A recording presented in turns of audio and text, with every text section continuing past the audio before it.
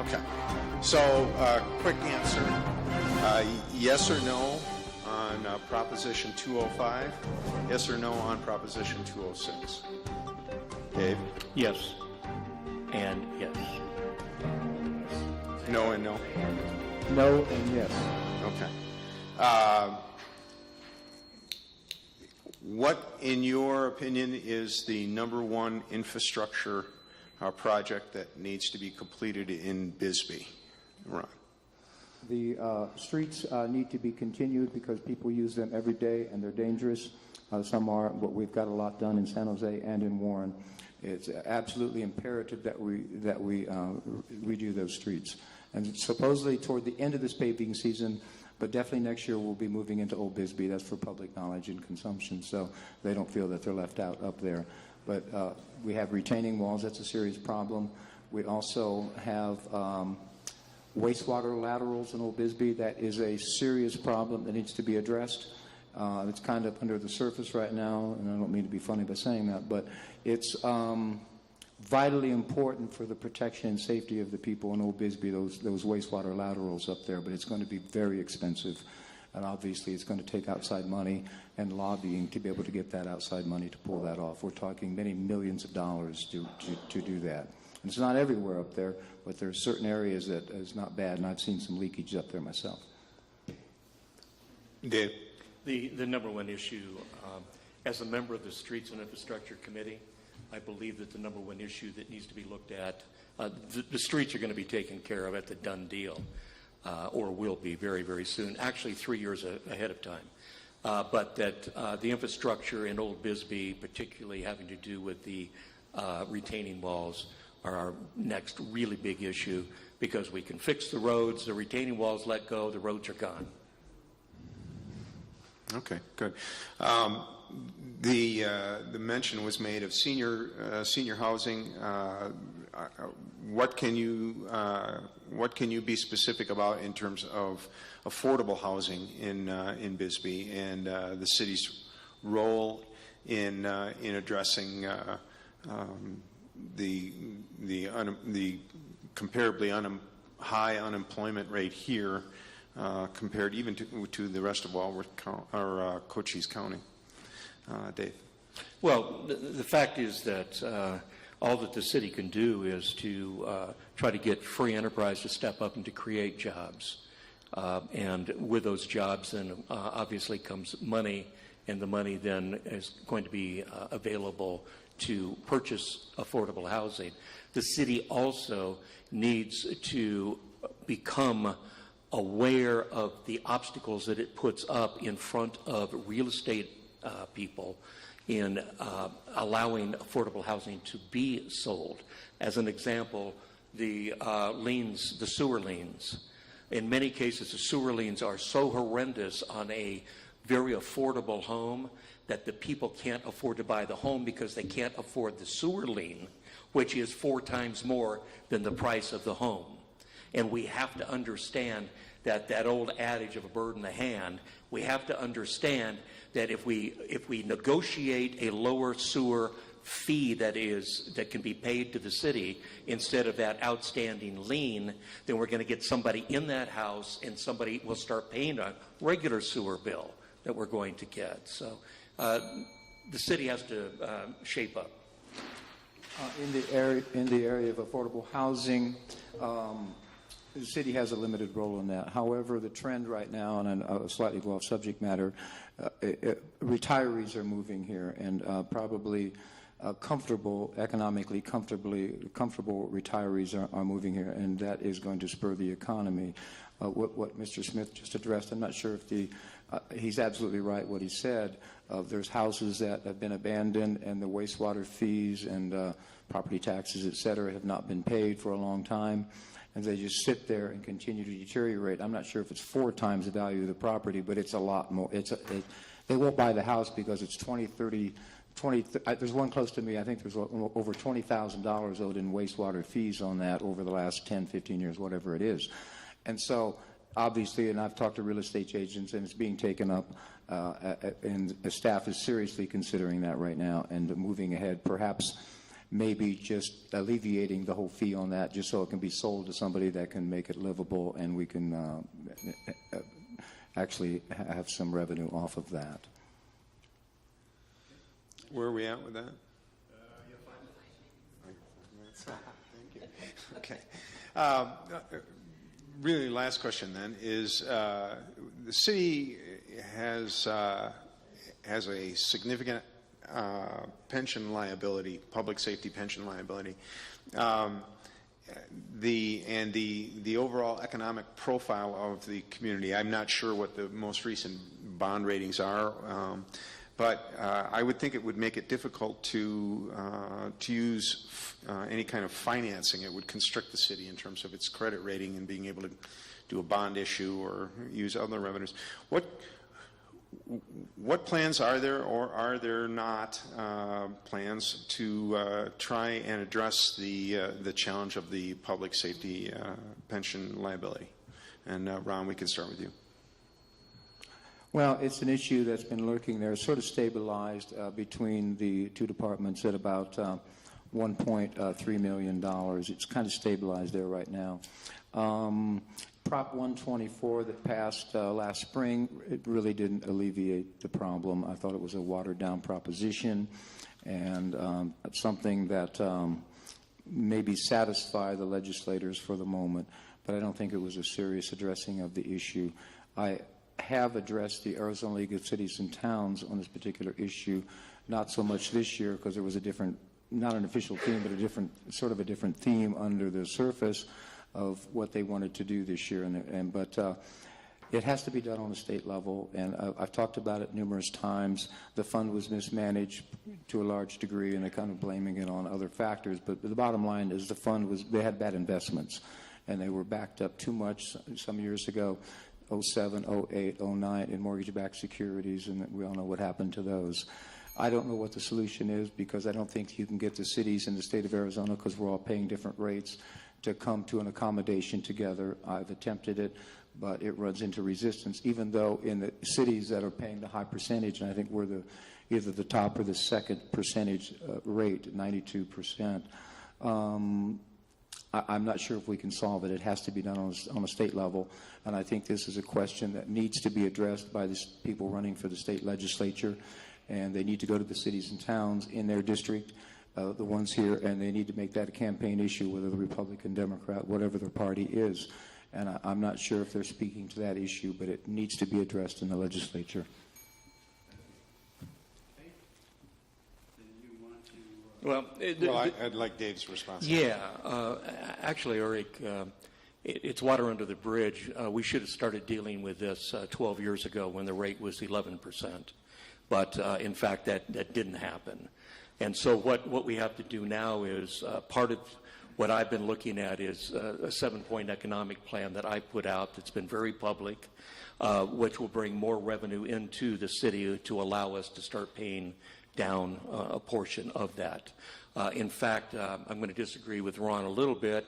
This latest legislation did, in fact, help somewhat. Our rate this coming year will be down about 1.4% over this year. So that's the first time it's going down instead of drastically up. And, of course, that will change as attrition takes place within the ranks of the police department and fire department. Looks like you're on. Did you want to give her just a brief introduction? Well, I'm thrilled that Laura's here, honestly, to be completely honest with you. I mean, it's great working for a daily newspaper, but I grew up working for my dad's weekly newspaper, and I often recognize the fact that the local newspaper, the people who live here, are the ones to listen to. So I'm very happy that she's here. Thank you very much. Thank you. And thank you for allowing me to be a part of this. Is that better? Okay. Start off with an easy question. Would you be in favor of City Hall employees taking rotation days off in order to keep City Hall open Monday through Friday for better access for the public? Ron? I will ask the city manager on that question Monday. Dave? Well, I don't have to ask the city manager. Your question is, would I be in favor? Absolutely. Let's get that city hall open back up. It's very, very cumbersome to have to try to deal with a 4-day week when you're wanting to deal with the city. Let me just add this. That was not a council decision. That was the previous city manager decision. Yes, yes. And the council, he works for the council. Okay. Thank you. If there is a budget or revenue shortfall, would you recommend employee cuts? And if so, what departments do you feel should be cut first? Dave? I do not. I'm not in favor of employee cuts at all. We are bare bones. We simply have to have creative ways to bring revenue in, and I believe I've been able to show some of those ways that if I'm elected, I plan on instituting, and I don't believe because of that we're going to need to cut city personnel. We're just at a place that it can't be done. Ron? Well, if that does indeed happen, we are going to have to analyze, especially the city manager and the finance director, and inform the council of what they might recommend. At this point in time, I would not know what would be the most important areas to reduce down, because it's not a question that's being broached right at the minute, because we don't really know what the revenues and expenditures are, because the first quarter is not completed. It somewhat looks good right now, but the deal with the hospital and Arizona ambulance kicked in 4 days ago, October the 1st. So we'll just have to see what the numbers are, and I'm still waiting for the September numbers on that. Thank you. You know, just as a quick follow-up, you know, when we're talking about these city employees, right now we have 6 police officers. We are down 7 police officers from the allowed amount. We're down 5 firefighters. You know, you reach a point when there is no more to give. We have 2 people for the streets, and they do an all of our employees are doing an incredible job with what we have. We are at a place we cannot cut any further and exist as a city. Thank you. Ron, what are your short-term goals to improve the Bisbee financial problems, and then what are your long-term goals? Well, what I see happening in the city, and I have somewhat of a laissez-faire attitude as far as how this city develops, and I've seen it go up and down, but it continues on an upward trend. We have retirees coming here, moving here. I've talked to another lady that didn't want the cold. She lived in northern Arizona, but I've talked to people from Glendale, oddly enough, Hawaii. So various reasons are coming here. They feel safer in a small town, and I think that should be encouraged. But cities like Bisbee will develop or undevelop on their own automatically. So short-term goals, obviously, for me is infrastructure, because people are very concerned about that, would come here. They're also concerned about public safety. They're concerned about hospitals. So I focus on these particular things, but that's not just necessarily to attract new people to come here. That's also for the residents that live here, so we have a more enjoyable place. And it's a slow process, but it is slowly happening, and I want to see that continue, and I'm sure that it will, whether David's elected or I'm reelected. Thank you. Dave? Laura, I'm sorry. Repeat it? Yes. No thanks. problem. What are your short-term goals to improve the financial problems in Bisbee, and then what are your long-term goals? The short-term goals are, I keep harping on it, the 7 points that I put out are things that can be instituted almost immediately to start revenue streams that we haven't had before. And those will evolve into a long-term situation. The fact is with due respect, I don't believe that we should govern the city by a laissez-faire attitude. It should be by an attitude of going out and seeking, finding, and developing. And I don't mean developing as in developer. I'm talking about getting jobs here, getting mom and pop operations here to help the infill in Bisbee, attracting these things. That's done by hard work. It's not done by sitting back and hoping that somebody's going to come, and if they do, great, and if they don't, then so be it.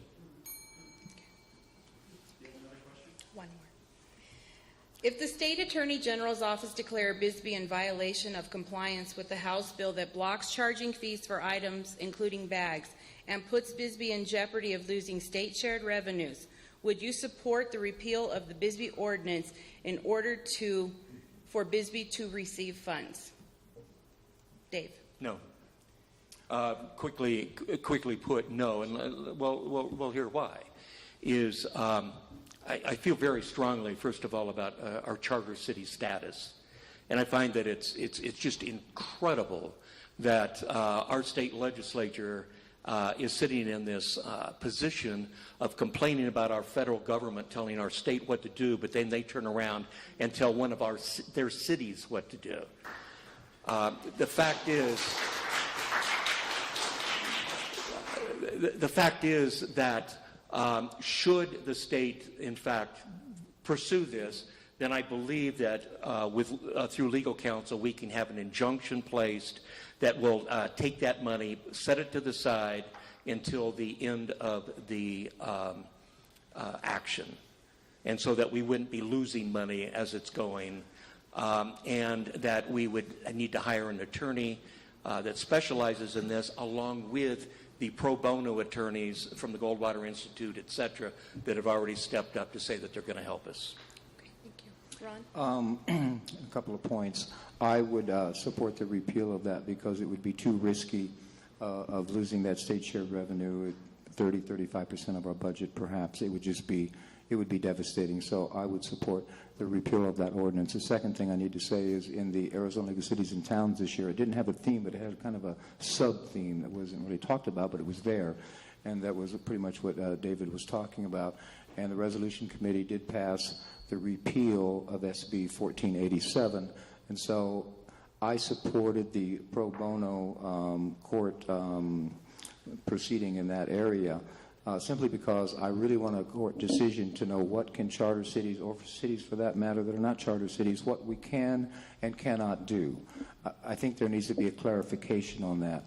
But the Arizona League of Cities and Towns did vote to have the legislature repeal SB 1487, which obviously I did support that. And so I think we would have to repeal that. I wouldn't want to run the risk of losing those revenues. That would be absolutely a tragedy. And a quick follow-up, Laura, I think it's important to note also that there have been, prior to this legislation, there have been several cities that have been challenged by the state because they passed some ordinances that were in conflict with the state ordinances. And in fact, there had been some action about that, and those cities did in fact prevail in those cases. And so there is what's called case law. And there is a precedent for us to look at on this issue. Anything else? Okay, thank you both for answering my questions. Thank you. You're up. You want my seat? Sure. We'd prefer you make Eric leave. Yeah, I would agree. Well, what are you going to say about me? Nothing. Okay, you're a tough act to follow. I don't know. I want to say this is a terrific night, and this has been a great audience, and I encourage everyone to stop by and see what Pablo's been doing the whole time. There's some great stuff up there. Gentlemen, thank you both for being here tonight. My first question has to do with getting ahead of our challenges. We hear oftentimes that we kick the can, but sometimes it seems to me we don't even see the can. We don't even know it's there.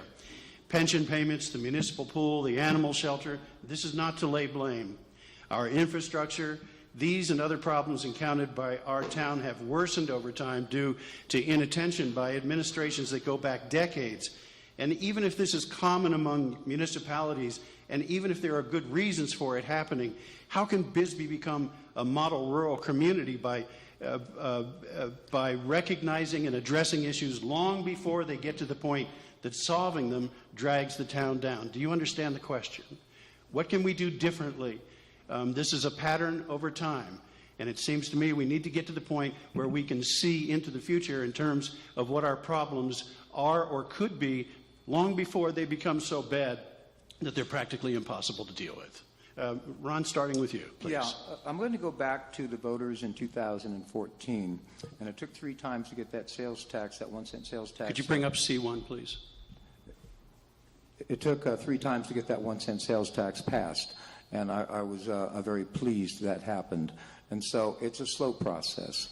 And so as far as an immediate solution or answers, quick fixes, probably not going to happen, but it's a slow process of redoing the infrastructure.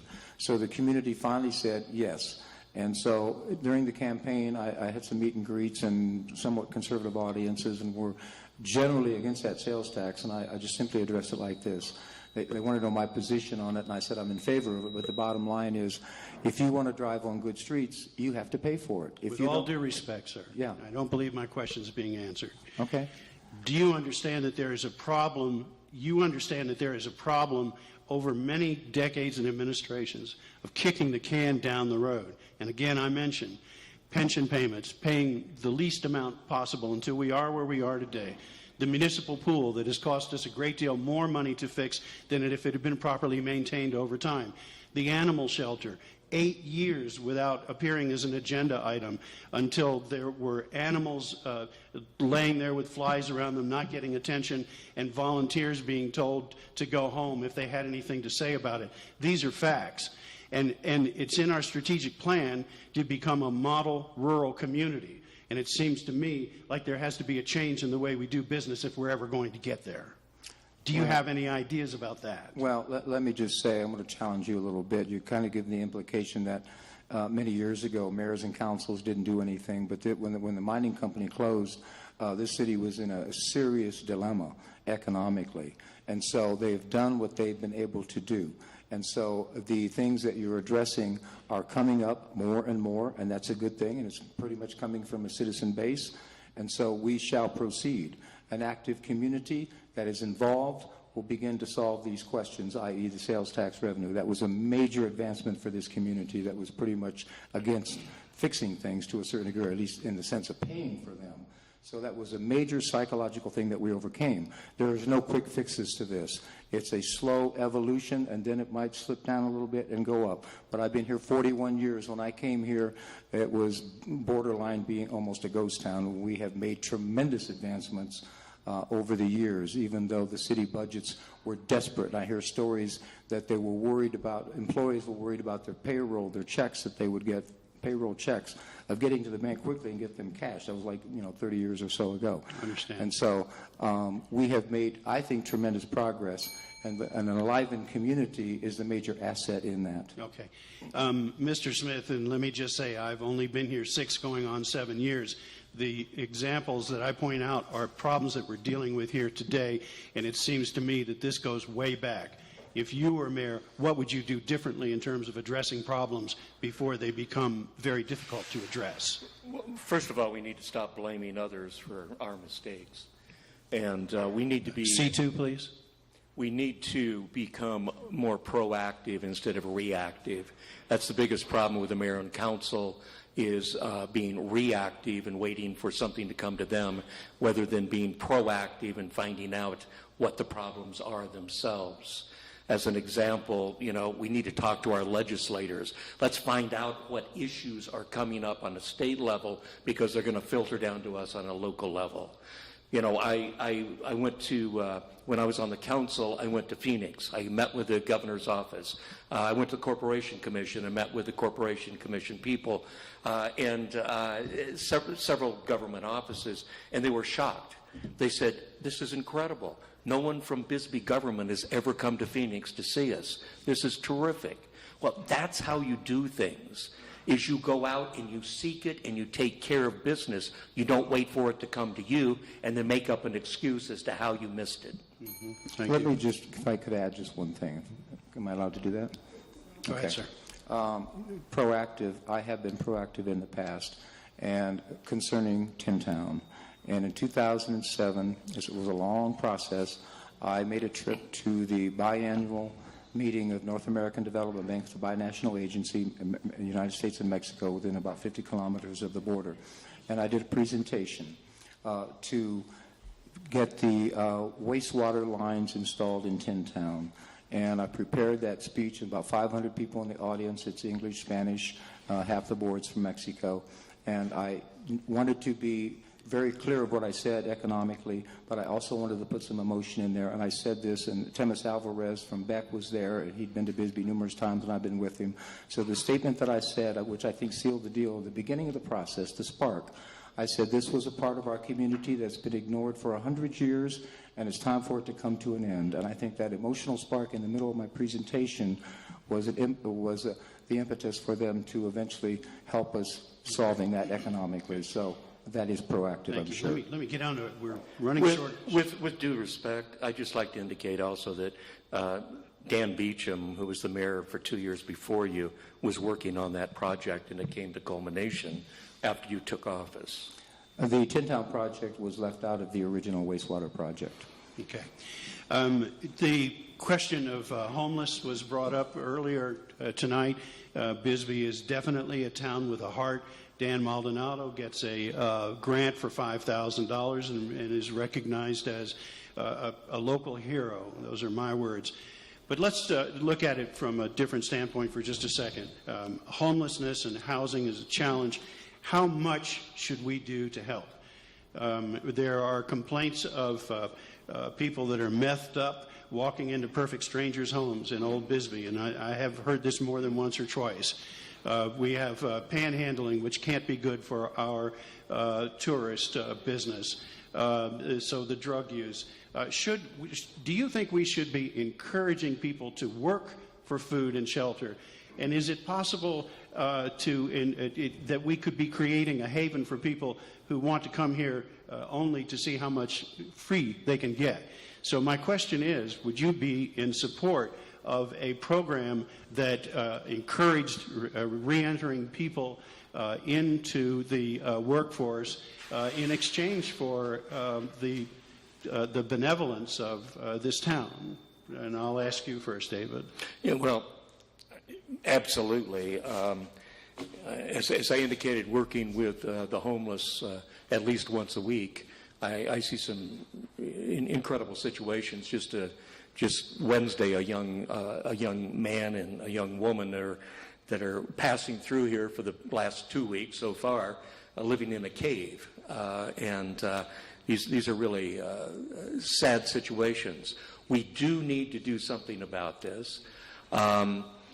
We need to enforce, however, Chuck, my opinion, and this isn't my law enforcement background, but we need to start enforcing some of these ordinances having to do with people being messed up and walking into houses, having to do with panhandling.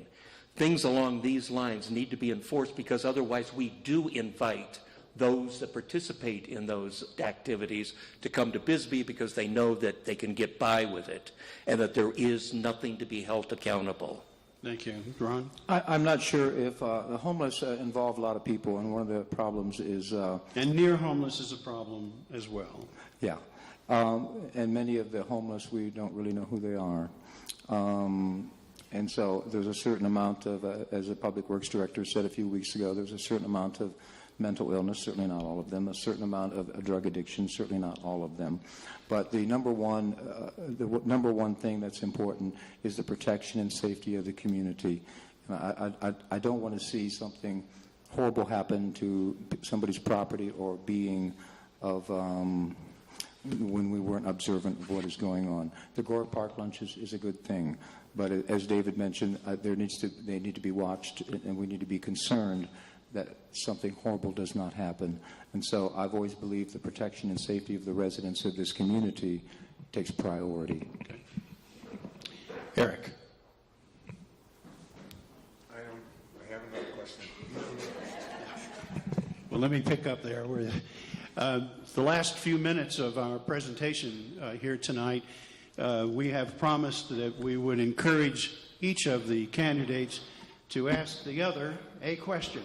We have no idea what that question will be, and hopefully they do. So you have 5 minutes to discuss a question that you ask the other, and we were going to draw straws, but let's just get David to ask the first question, if you don't mind, Mr. Mayor, and then in 5 minutes you'll have the opportunity to ask your question. We thank you.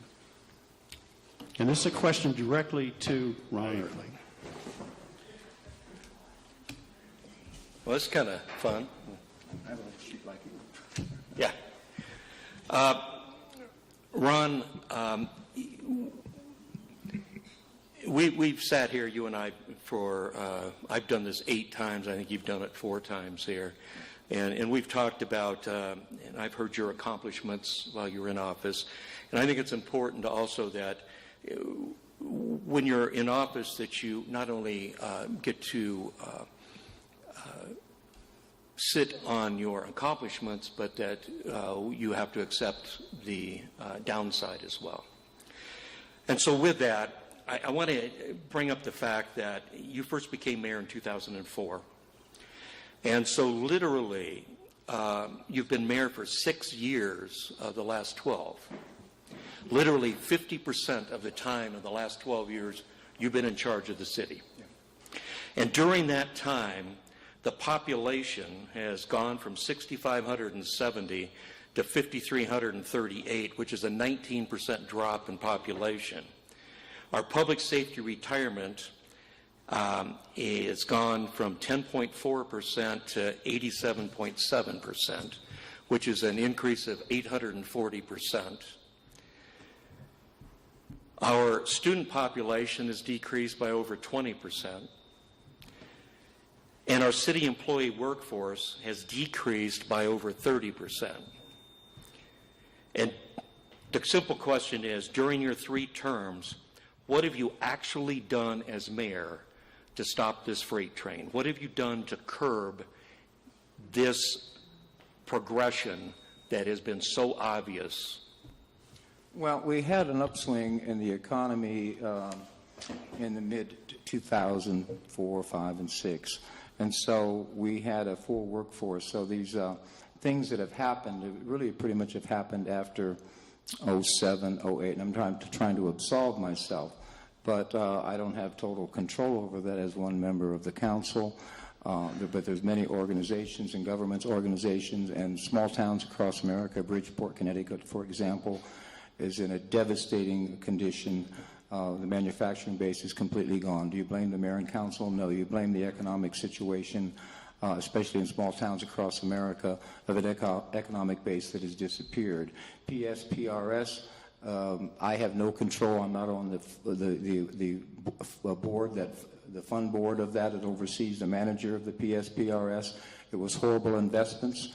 I don't have any say in that particular matter, and that was the primary reason that fund essentially lost 40-50% of its value. So student decreasing, I'm not on the school board. If I was on the school board, I would be suggesting creative solutions to attract students from other towns. I mentioned one early, Chinese language instructors. I would have music in all 3 schools, but once again, they have a budget and a budget crunch as well. So I'm not blaming them for introducing things. And I will say the wood shop is doing fabulous this year, making these incredible picnic tables, and I wanted to buy one. So I go in there and applaud them, and it's absolutely, they need that. So the school decrease, I'm not sure how that interferes with municipal government, but if you repair the infrastructure, make your public safety department strong, a good hospital, you will have people coming to this community. The school board and the city government are 2 different entities, so when I would ever engage with the school board, I would engage that as a citizen and not as mayor of the community, and I would only make suggestions to them as to what they might do to attract students. I really don't like the competitive aspect of districts competing against other. Maybe it's a good thing, I'm not sure. But if we're going to do that, then let's compete and let's make it fun. Let's make it interesting for those students that might come to Bisbee. So that's my response. We have 1 more minute for this slide. Yeah, I just want to indicate, Ron, that you said this is a discussion, so either one of you feel free to jump in. Okay. Yeah, you said you didn't understand what the city has to do with the student population and so forth. It's a fact that when we lose student population, we lose people. Those people own property. Those people pay property tax. They go out and they buy things. They pay sales tax. So it is a direct correlation between the dropping of students in a school and our economic viability. And the fact is, this is the other reason why we have to work together as a school board and as a mayor and council, because we're in it for the same, we've got the same skin in the game. We're in it for the same reasons. One goes down, the other goes down. But one can also do that as a private citizen. That's not exclusive of the mayor and city council. I mean, Ms. Frosco's in the audience tonight. The school district has been reducing students for a long time. I was circa 1970, and correct me if I'm mistaken on this, if somebody in here would know that went to the school. They had probably around 1,200 students, and that high school that was built was one of the most beautiful high schools and infrastructurally sound high schools in all of America. And I went to a new high school, great in Ohio, but this high school was it's a lot better than the new one that I went to a long time ago. Mr. Mayor, it's time for your question. Okay. I'm kind of hesitant. I felt kind of funny because it has a tendency to ask a question and comes across as somewhat antagonistic. And so I guess it's fair game. So I will ask my question. It is my understanding, Mr. Smith, that you signed a petition wanting to remove fluoride from the Bisbee City water system. Is that still your position? Absolutely.